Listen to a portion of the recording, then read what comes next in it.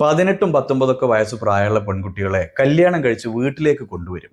എന്നിട്ട് തൊട്ടടുത്ത ദിവസം മുതൽ തുടങ്ങും. അവൾക്ക് ഒരു പണി അറിയില്ല, ആൾക്കാരോട് വർത്താനം പറയാൻ അറിയില്ല, ഒരു ഉത്തരവാദിത്വ ബോധമല്ല, ഇപ്പോഴും പക്വതയായിട്ടില്ല എന്നൊക്കെ പരാതി പറയല്. പ്രിയമുള്ളവരെ, 20-21 വയസ്സ് പ്രായമുള്ള ഒരു ആൺകുട്ടിക്ക് നമ്മൾ ആരെങ്കിലും കല്യാണം ആലോചിക്കുമോ? അവനതിനുള്ള പ്രായവും പക്വതയൊന്നും ആയിട്ടില്ല എന്നല്ലേ നമ്മൾ പറയല്?